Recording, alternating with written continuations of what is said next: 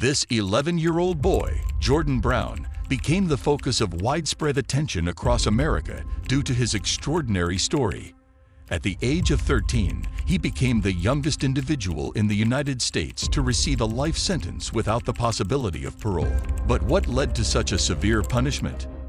Jordan Brown, born on August 12, 1997, grew up in the caring household of his single father, Christopher Brown.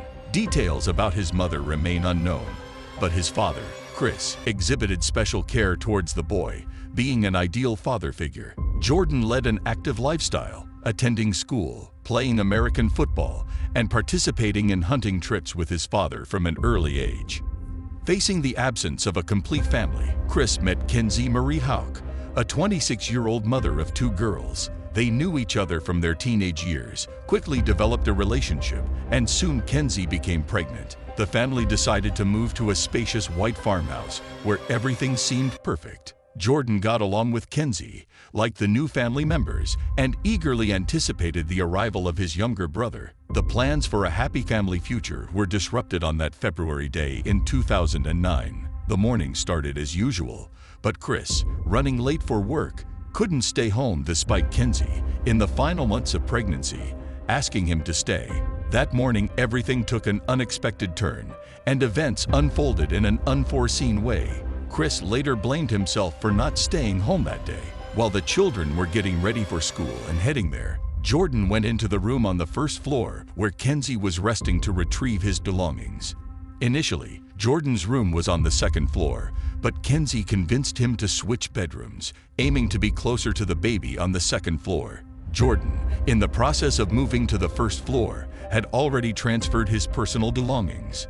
After that, he and Janessa settled on the couch, waiting for the school bus to arrive.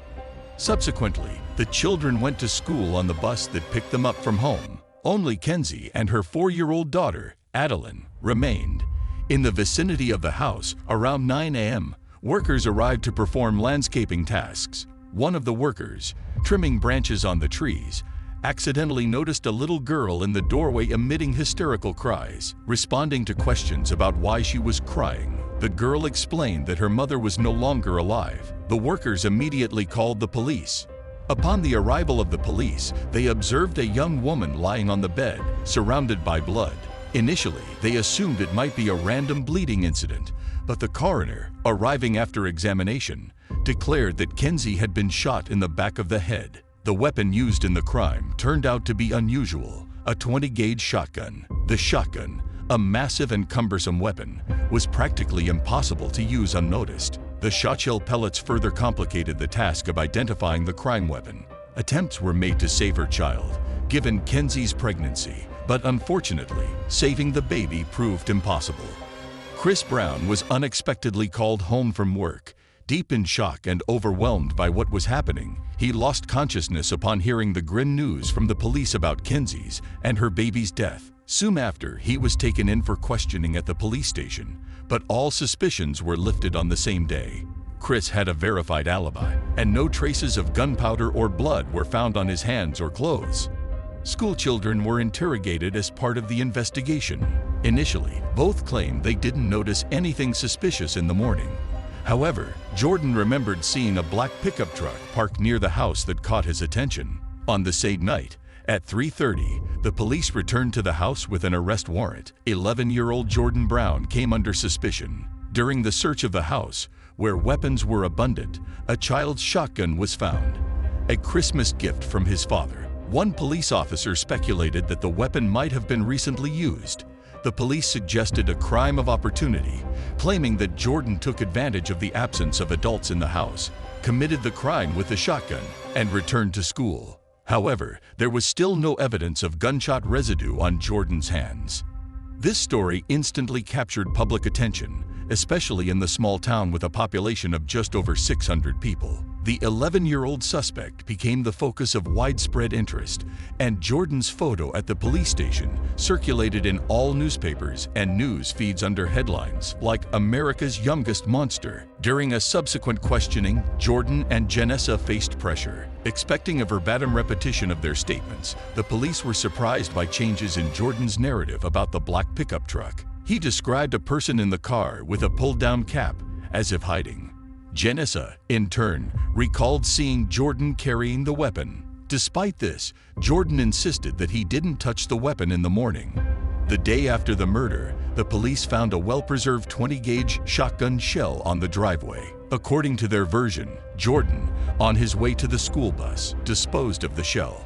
Additionally, traces of gunpowder were detected on Jordan's clothing. The motive for the murder was characterized as jealousy towards the newborn half-brother, fathered by Chris. It was presumed that Jordan did not want to share his father's attention with the newborn and was displeased about having to give up his room to Kenzie. Although the police had a more promising suspect, several individuals, including Chris Brown, pointed to Adam Harvey, Kenzie's ex-boyfriend. The Kenzie family had a restraining order against Harvey following death threats. However, Harvey denied these accusations. He owned a black pickup truck, but the police noted snow on his vehicle, deeming it impossible for him to drive 24 miles without leaving traces on the roof. During Harvey's interrogation, he revealed that he learned that 4-year-old Adeline, whom he believed to be his daughter, was not his biological child. He refused to pay the money demanded by Kenzie and demanded proof of paternity. His alibi was confirmed by his father. Residue tests on Harvey's hands also did not confirm his involvement in the crime. Awaiting trial, Jordan Brown spent 3 years in a juvenile detention center. Every day, his father, Chris Brown, traveled 230 miles, spending 4 hours on the road to visit his son, ultimately losing his job. Jordan did not admit guilt, even in conversations with his father. Kenzie's family was convinced of Jordan's guilt and demanded to try him as an adult. After more than 2 years of legal proceedings, the judge decided to transfer the case from adult court to juvenile court. Consequently, Jordan will be released much earlier than if he were sentenced to life imprisonment. He will appear before the court for murder in 8 months. The trial lasted for 3 days. Janessa's statements to the police were not presented in court, and she did not testify. Despite this, the judge found 14-year-old Jordan Brown guilty in this case. Jordan's lawyers expressed their intention to appeal. However, the appeal process will take another 3.5 years before the Pennsylvania Supreme Court reviews the appeal. Lawyers argue that law enforcement failed to prove that Jordan Brown's shotgun was used as the murder weapon. They claim that the gunpowder particles on his shirt and pants could have come from the jacket he recently wore during hunting. The actual forensic expert for the prosecution presented the argument that such particles can transfer. Jordan's lawyers then pointed out the lack of experience and relevant expertise in the police, who claimed that Jordan's shotgun smelled as if it had just been fired when they arrived at the house on the day of the murder. As for the shotgun shell found by the police near the driveway, the lawyer emphasized, in the area where they lived on the farm, shotgun shells were everywhere. They usually engaged in shooting activities in that area. Finding this particular shell had little significance. Another aspect raised by Jordan's lawyers was that on the day of the crime, there were no traces of blood or tissues on Jordan Brown's weapon or clothing. The prosecution expert responded that the angle of the shot could significantly reduce the possibility of blood spatter, known as free recoil. In simpler terms, the expert claims that blood spatter did not occur due to the victim's hair. According to Jordan's lawyer, this entire scenario was built on Janessa's testimony, which was later retracted. Kenzie Hawk's younger daughter, Adeline, who witnessed the horrific incident, presented her version of events on the morning of February 20, 2009, in an interview for 2020's.